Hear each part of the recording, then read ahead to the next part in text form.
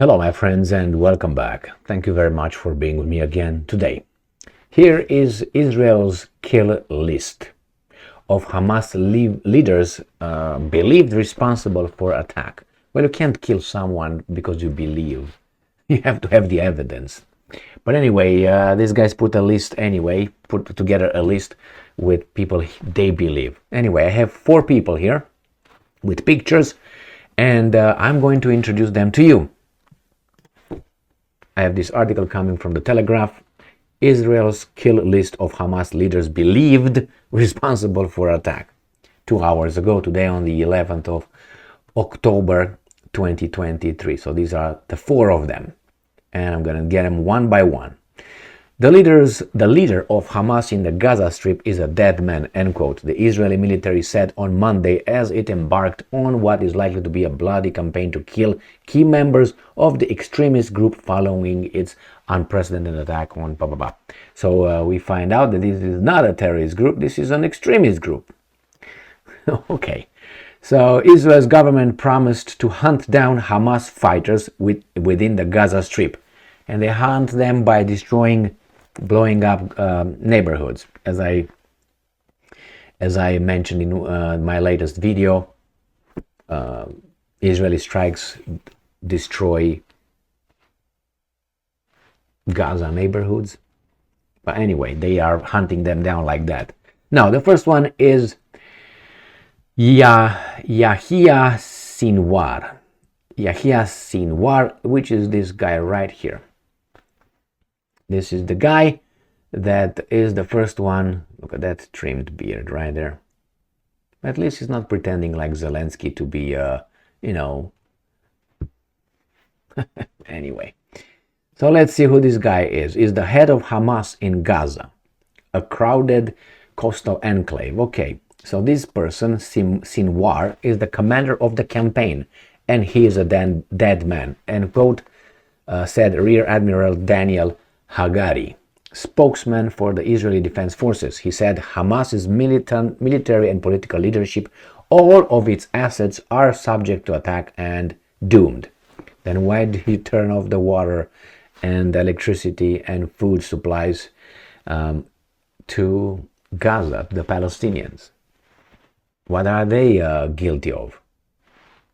And if they are guilty of, that means everyone who votes or supports something, verbally or not verbally, is, in this case, would be responsible for the government's action.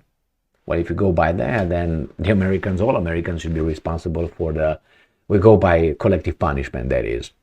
Would be responsible for the war crimes of dropping 2 atomic bombs on 2 civilian cities in 6th of August and 9th of August 1945 in Japan.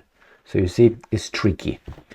So, the highest ranking Hamas official in Gaza, Sinwar, is the territory's de facto ruler and the second most powerful member of Hamas after Ismail Haniyeh, the group's overall leader. So Ismail Haniyeh, I hope I pronounced that okay. And that guy, Ismail Haniyeh, is this guy right here. So this is the guy in charge. So this guy is the de facto ruler of Hamas in Gaza, and this actually is number 2 after this number 1. All right, so we have this one, and let's talk about him. So Hamas's main leader, Ismail Haniyeh, who resides outside of the Gaza Strip in Qatar, will be hard for the Israelis to target. Target is a euphemism for assassination. Footage emerged of Haniyeh in his office in Doha, the Qatari capital, celebrating the assault with other Hamas officials. Now imagine that, let's say, Iran, or let's say another country, would come with a list, a country that was, let's say, in Yugoslavia, let's say Serbia. Serbia comes with a list of people that they need to, target. Need to target from the United States of America for its illegal, unauthorized attack on their country in 1999. How do you think that would be viewed as? Because from the Serbs' perspective, what NATO did to them in 1999, it was a war crime, because if the attacks, the bombardments, were not authorized by the United Nations, which makes it illegal. So then, let's say tomorrow, Vucic with his interior minister come, both of them, and make a list of, let's say, Bill Clinton, let's put Hillary as well, even though she was just a loser over there anyway, and two more other individuals, and I don't know if it was Tony Blair at that time, or it was the other guy before, I can't remember his name. Anyway, they put the Prime Minister of Great Britain and some other leaders from other countries that supported that.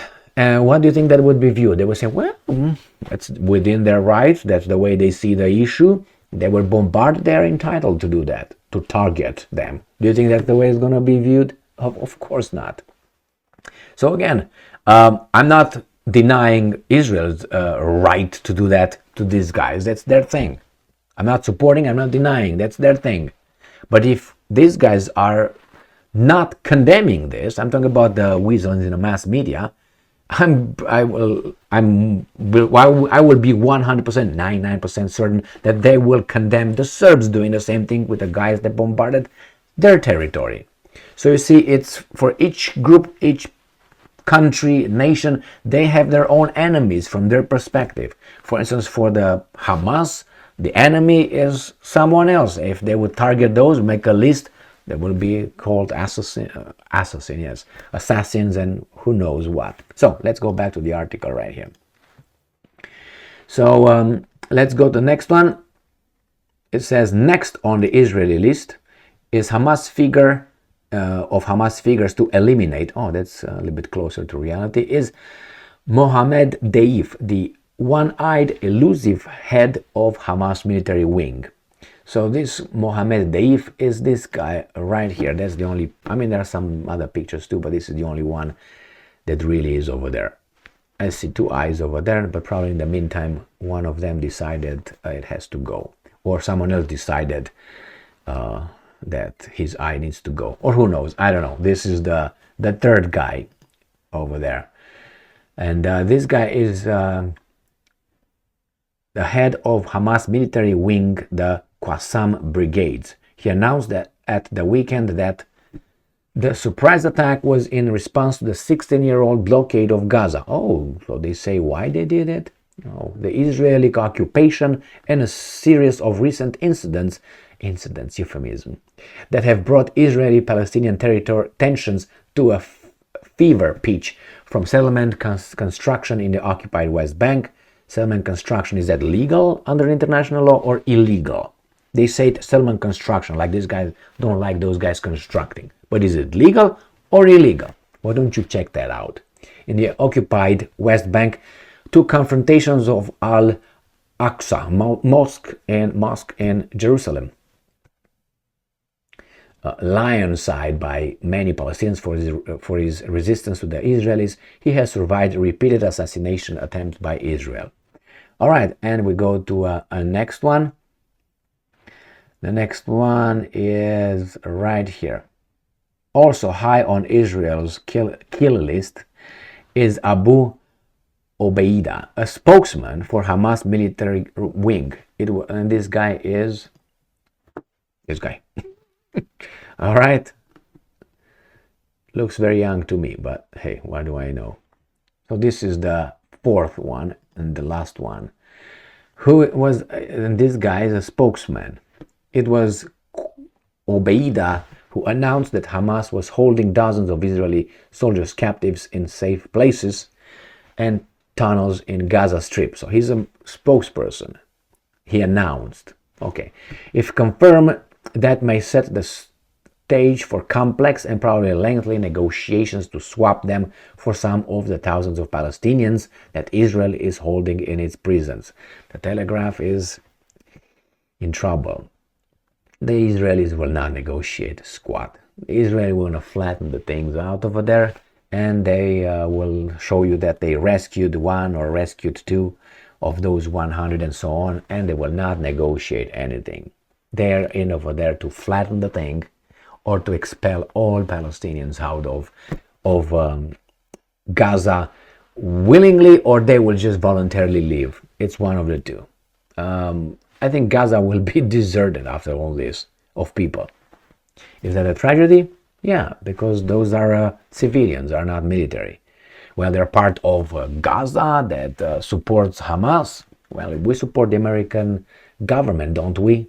Through voting. And then they represent us wherever they go around the world, and they bring peace, democracy, justice, love, and all those good values that we ooze around the world with each and every of our involvement, sticking our nose everywhere, their nose, because I shouldn't lump myself or you in all this, even though they say that way, and I made sometimes a mistake to use that, but I realize what I'm talking about, because I'm talking about them and us. It's them and us. So yeah, because of the national threats, security issues, because the United States has this globe right here. This is where the United States operates.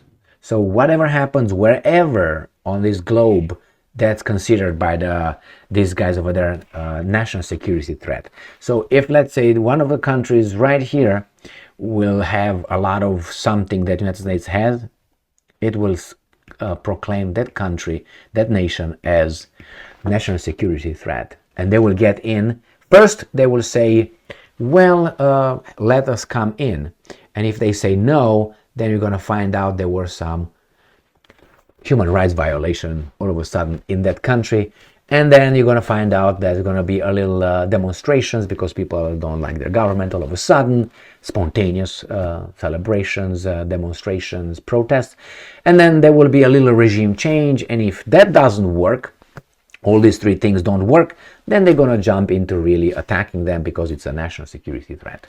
Imminent. All right, the intelligence community told us, and we believe them because they have a perfect score of negative 3,000. Thank you very much for being with me again today. Stay strong, stay smart, look for the truth, and be just.